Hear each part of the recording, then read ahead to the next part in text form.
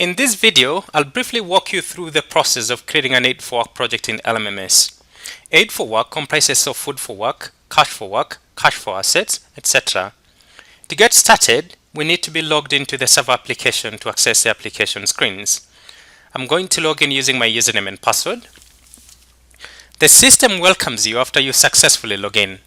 On the system dashboard, you can see a few system statistics, beneficiary numbers, projects, which we only have 2 so far, and distributions. To create an Aid for Work project, you need to navigate to the Aid for Work project main screen by selecting Aid for Work from the projects menu, right? Or by clicking on this AFW hyperlink on the system dashboard, this link right here. Any of these actions will take you straight to the Aid for Work project screen, and you can always navigate to the system dashboard by clicking on the system banner.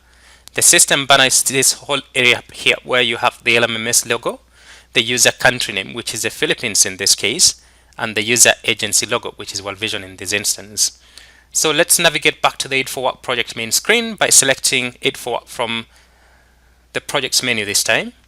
To create an Aid for Work project, you need to start by clicking on this plus button, which is going to create an empty form that you're going to populate with the data required for your Aid for Work project. The first field that we're going to populate is the LMMS project number, which is a local project identifier that must be unique across all projects created on LMMS regardless of type. Let's type ph-omok-65987/2017. So LMMS uses a project naming convention to define project numbers. So our project number is interpreted as the first 2 letters are the International Standards Organization ISO Alpha 2 code for the country where the project is being implemented. So in this case, PH is the Philippines, LS will be Lesotho, and so forth. AFW is the acronym for the project type Aid for Work. GD will be general distribution, TF will be targeted feeding, but we're creating an Aid for Work project now. OMOC is the location name where the project is being implemented, right? 65987 is a project unique number, which is also unique outside LMMS.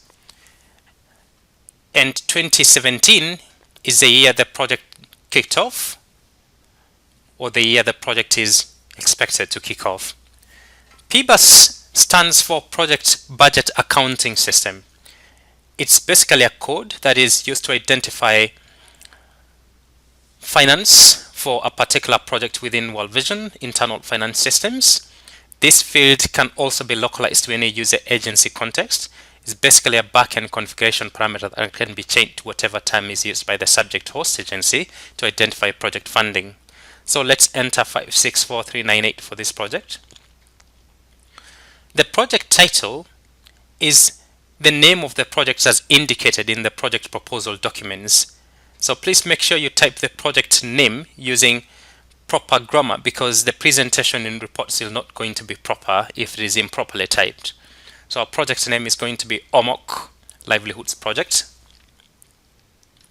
Right, let's get that down as well. Location refers to the geographic division where the project is being implemented. The location details are normally pre-configured as part of baseline data before the projects are created. So let's see what happens when we begin typing our location name, which is OMOC, right? So let's begin to type OMOC. You can type your location if it is different.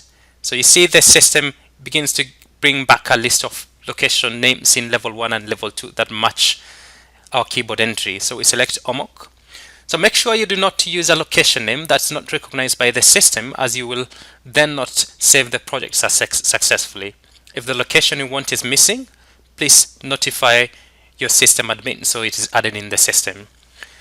Donor is a single select drop-down list which identifies the donor that is funding the project, and it's also pre-configured as part of system data. So for our projects, let's select Echo, and again, if the donor is missing, contact your system admin to get it added. Duration refers to the project activity period or the lifetime of the project. This is defined in terms of start date, which is the date the project kicks off. So let's select 2017-0401 by clicking on this date picker and navigate using the calendar to enter 1st of April 2017. The planned end date is the date the project is expected to end. This is normally required for planning purposes. We're going to use the same process. Date picker, navigate to 30th April 2018. The project is going to run for 1 year. Right? The actual end date is the date the project actually ends. If the project by any chance is extended, you can always come back to edit the actual end date to reflect the new end date. Follow the same date format as the start and the planned end date. That's a year, month, and date. To type the same date as the planned end date because they're normally the same at that point the project is created. So you can actually type without using the date picker. Household estimate is the estimated number of households that will benefit from the project. This is not used for any calculation in the system, but accurate information must be entered. You don't just guess like I'm guessing for this training video. So I'm going to enter 356. Enrolled is a visual count of the number of households currently enrolled in the project. Every time new households are enrolled or terminated, this number will automatically update to reflect the only current active household enrollments. Notes is used to record information pertinent to the project that may not be captured through the other project standard fields. As an example, I'm going to type this livelihoods project is going to distribute both cash and food items at the same time, which is kind of unusual. We're just going to get it down here for our training purposes. So if you don't have any notes to make, you can leave this field empty. Donor and PBUS number can also be left empty if you don't have data for them at the time you're creating your project. You can always update them later if there's a need to do that. All the other fields that we've populated so far are all required, and the data for them must be supplied before you save your project because it's not going to save successfully without those details. Now let's talk about the Aid4Work specific fields. Again, I'm saying Aid4Work because all the other fields that we populated so far are generic across all the other projects. That's targeted feeding and general distribution. Work type is a single selection drop-down list. Here you select the option that relates to the type of work activity that the project is seeking to address. There is a wide range of options as you can see on this drop-down list, but we're going to select agroforestry for our Aid4Work project intervention. This is what is going to happen in OMOC. Worksite location is the absolute GPS latitude and longitude where the Aid4Work project activities are based in the field. These coordinates may be captured using GPS tools in the field and then manually entered into the system at a later point. Work tracking scheme is a single select radio button. Work to be done by the beneficiaries that will be enrolled in this project can be tracked by one of these options.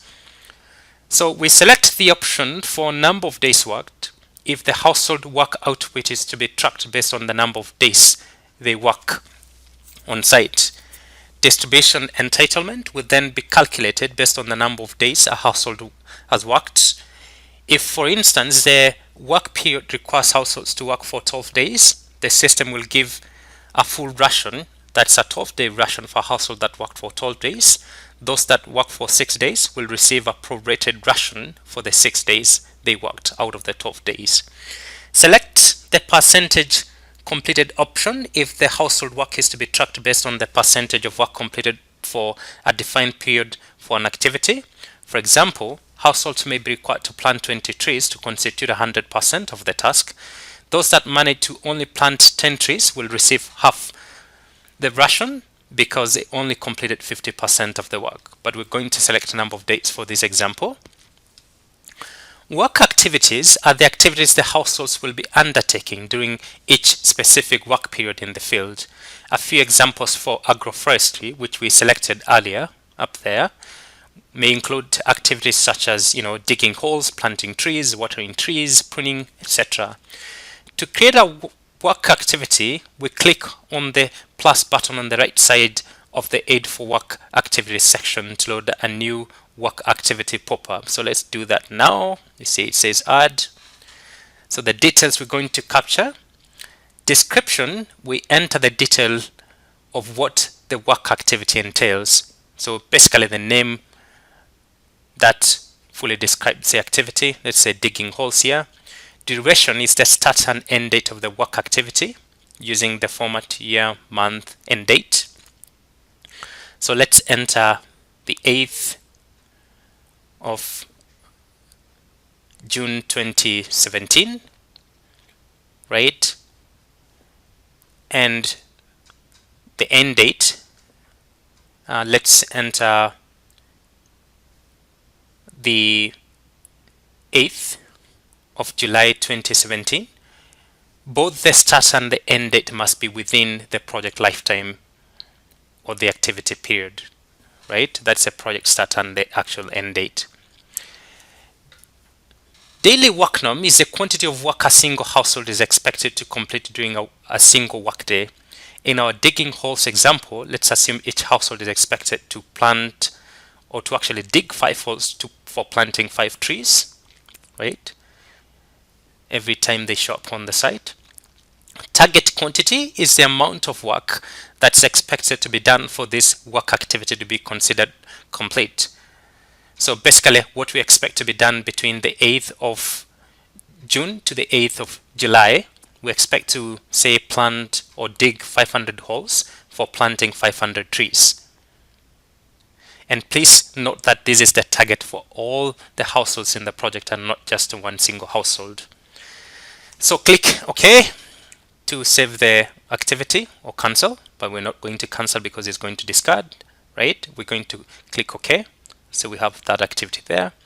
Let's click plus again to add one more activity, just so we go through the process again so you understand. Let's say it's planting trees. That is going to come immediately after digging holes.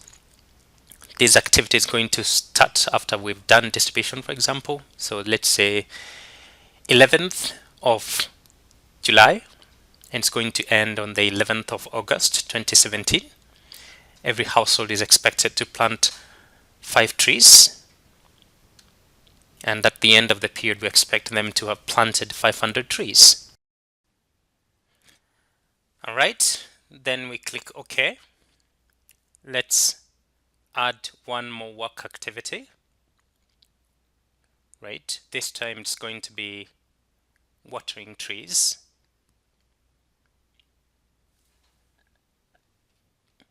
The duration,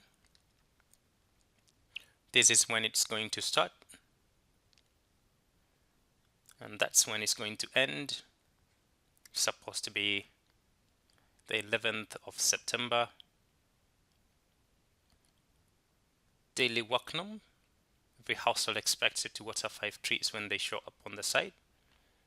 That's supposed to be September.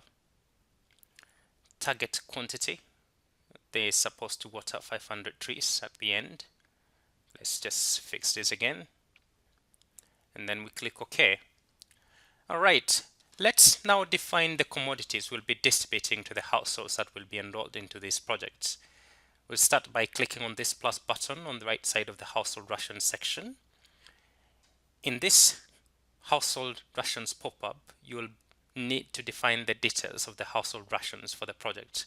These details include the commodity itself, the channel of distribution, and the quantity per household. Type the name of the item to be distributed in the commodity input box.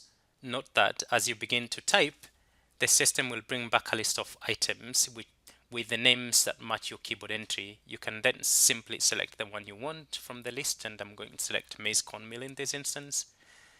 Commodities may be distributed following different modalities depending on the type of item that is going to be distributed.